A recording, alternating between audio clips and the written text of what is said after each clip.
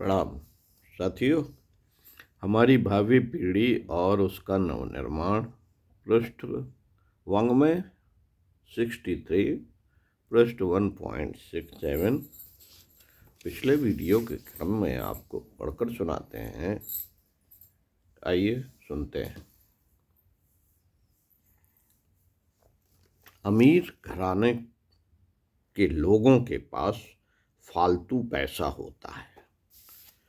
उस पैसे को शान के लिए खर्च करने में ही उनको बड़प्पन दिखता है, इसलिए वे हाथ खोलकर खर्च कर सकते हैं। किंतु गरीब एवं मध्यम घर के लड़कों की शान और बुद्धिमानी इसी में है कि अधिक परिश्रम और कम खर्च करें। ऐसे लड़कों को अमीर लड़कों की दोस्ती से बचाना चाहिए। वह उन्हें महंगी पड़ेगी, व्यर्थ ही चापलूसी करनी पड़ेगी और उनके दुर्व्यसनों में भागीदार बनना पड़ेगा। कुछ दिन यह दोस्ती चलती रहे तो नकल करते हुए फिजूल खर्ची के लिए, पैसा पाने के लिए कुछ न कुछ अनुचित तरीके अपनाने पड़ेंगे। गरीब होते हुए भी जब अमीरों का स्वांग करना पड़ता है तो उसकी कीमत दुर्व्यसनों में, दुष्चरित्रता में चुकानी पड़ती है। इसलिए आरंभ से ही ध्यान रखना चाहिए कि छोटी आयु के लड़के गंदे, अशिष्ट स्वभाव के लड़कों की संगत से बचाए जाएं और बड़ी उम्र के किशोर वय वालों को उद्यत बीमारी से, अमीरी से दूर रखा जाए। मित्रों, आवश्यक नहीं है कि हर खाती पीती परिस्थिति वालों का उनके घर वाले शिष्टाचार न सिखाते हो और शालीनता के शिकंजे में कसकर न रखते हो। बुद्धिमान बालकों की गतिविधियों पर पूरी तरह ध्यान रखते हैं। इस कड़ाई के बिना अमीर गरीब किसी के भी बच्चे प्रगतिशील नहीं बन पाते। साथियों,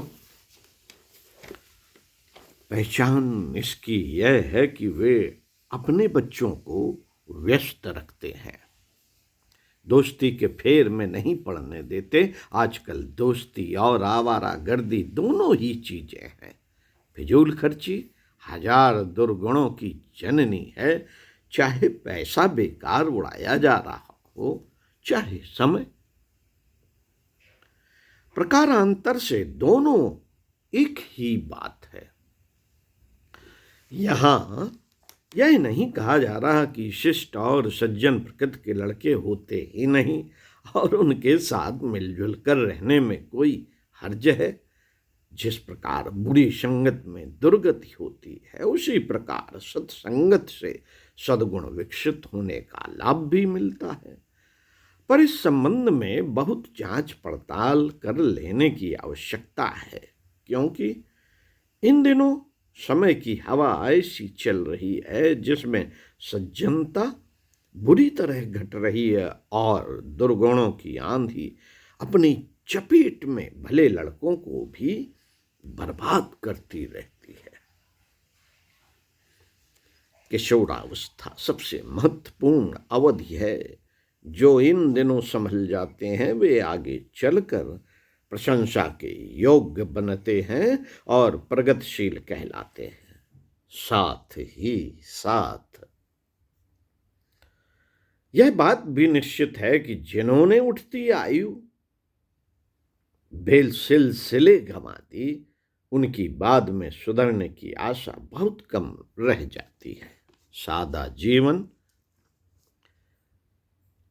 प्रगतिशीलता का मंत्र है। यहां सादगी के साथ सज्जनता को भी जोड़े रखने की आवश्यकता है। यह जिम्मेदारी प्रधानतया अभिभावकों की है।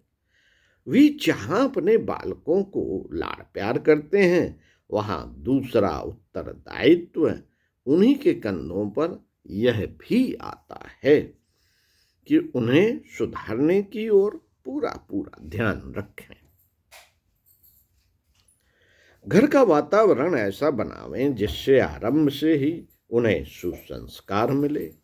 एक आंख प्यार की, एक आंख सुधार की रहे तो कोई कारण नहीं कि बच्चे दुर्गुणी बन सके। यह सोचना गलत है कि हमने बच्चों के लिए बहुत पैसा छोड़ रखा है, उन्हें कमाने के लिए कुछ न करना पड़ेगा। ध्यान रहे, दुर्गुणों के रहते दौलत रहती नहीं। जीवन में आदमी को कुछ न कुछ करना ही पड़ता है, बिना किए किसी का भी काम नहीं चलता। बिना किए किसी का भी काम नहीं चलता। कोई व्यक्ति कमा नहीं रहा होगा तो अच्छे काम नहीं तो बुरे काम कर रहा होगा। बुजुर्गों की छोड़ी दौलत पोखर के समान है। जिंदगी ऐसी होनी चाहिए कि यह सक्रियता यदि सज्जनता से जुड़ी हुई न हो, सद्गुणों का उसमें समावेश न होगा, तो फिर पतन और पराभव कहीं न कहीं से आकर घेर लेगा। मनुष्य मनुष्य सब एक जैसे हैं, आकृति से नहीं, प्रकृति में अंतर पाया जाता है। जब गाय, भैंस, घोड़े, गधे, भेड़, बकरी आदि मिलती जुलती प्रकृति में होते हैं, तो कोई कारण नहीं कि मनुष्य मनुष्य के बीच चेहरे के यत्किंचित अंतर के अतिरिक्त और कोई बड़ा अंतर हो। अंतर प्रकृति का होता है, जिसके कारण एक महात्मा गांधी और दूसरा दर दर के ठुकराए जाने वाला चोर-उचक्का बन जाता है। यह प्रकृति ईश्वर कृत नहीं, मनुष्य कृत है। गुण, कर्म, स्वभाव के समन्वय को ही संस्कार कहते हैं। यही संस्कृत किसी की उन्नति और अवनति का मूलभूत कारण बनती है। संस्कारी बनाना अभिभावकों का काम है। शरीर भ्रूण के रूप में आता है, पिता के संयोग से बनता है। शिक्षा एवं संपत्ति की व्यवस्था भी अभिभावक करते हैं। यहाँ यह भी ध्यान रखने योग्य बात है कि संस्कार भी उन्हें ही बनाने चाहिए। इसके लिए सत्संगति सबसे आवश्यक है। कुसंग से बचाना और सत्संग का सुयोग जुटाना जो जानते हैं, समझना चाहिए कि अभिभावक की जिम्मेदारी निभाना उन्हीं को आता है।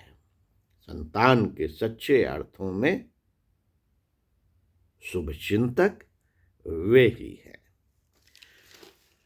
साथियों, पढ़ते रहिए कुछ अच्छा और सुनते रहिए कुछ अच्छा।